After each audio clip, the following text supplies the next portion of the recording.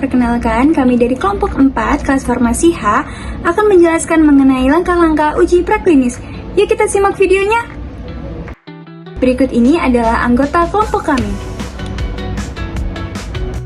Untuk kasusnya adalah sebuah perusahaan farmasi mengembangkan senyawa baru sebagai obat anti-diabetik. Sebelum melakukan uji klinis pada manusia, perusahaan meminta kami sebagai bagian dari tim penguji untuk melakukan serangkaian pengujian terhadap senyawa tersebut. Kami diharuskan untuk mengevaluasi efektivitas, keamanan, dan profil farmakokinetik dari senyawa tersebut. Nah, apa sih sebenarnya fokus utama dalam uji farmakodinamik dari senyawa sebagai antidiabetik? Jadi fokus utamanya itu adalah menilai bagaimana senyawa tersebut dapat menghasilkan efek, yaitu menurunkan kadar gula darah dalam tubuh, dan juga melalui mekanisme apa sih efek tersebut dapat terjadi, termasuk konsentrasinya, dosisnya, dan juga respon biologisnya.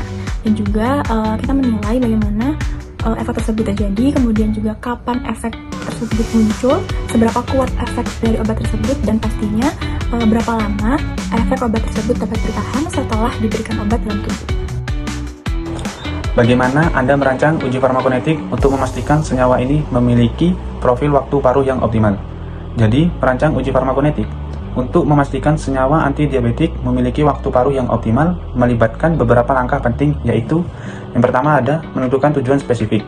Yang kedua, metodologi pengujian dengan menentukan populasi subjek seperti hewan percobaan menggunakan hewan dengan standar diabetes. Yang ketiga, menentukan dosis rute administrasi. Yang keempat, prosedur pemberian sediaan uji. Yang kelima, pengambilan sampel. Dan yang terakhir, evaluasi yaitu dengan pengolahan data. Baik, di sini aku akan menjelaskan mengenai apa aja sih parameter keamanan yang perlu dipantau selama uji toksikologi. Nah, di sini kan uji toksikologi itu ada banyak ya, dan aku akan menjelaskan 3 jenis uji toksikologi begitu. Nah, untuk yang akut sendiri itu diberikan dalam 1 kali pemberian dosis tinggi untuk mengetahui dosis letalnya. Kemudian yang kedua, yang subkronis, ini diberikan senyawa itu atau obat itu secara berulang dan bisa dievaluasi begitu. Nah, sedangkan kalau kronis diberikan senyawa obat itu dalam waktu yang lama begitu.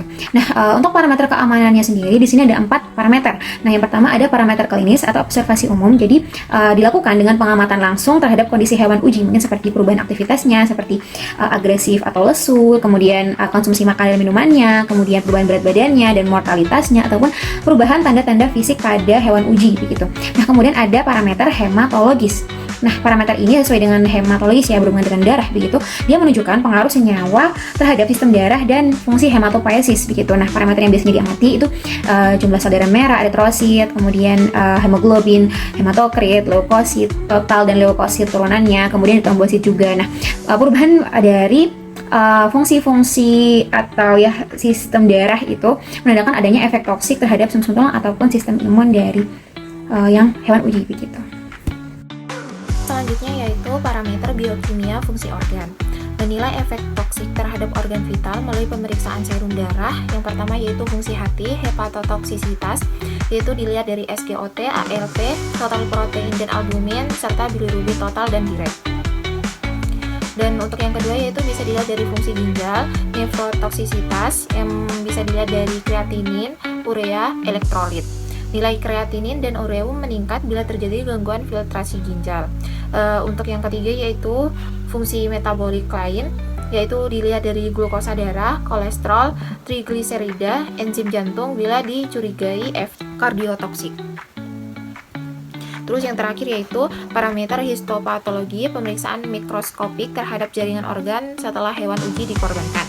Organ yang umum diperiksa itu hati, ginjal, jantung, paru, limpa, dan otak. Tujuannya untuk melihat perubahan morfologi jaringan seperti nekrosis, inflamasi, degenerasi, atau kongesti.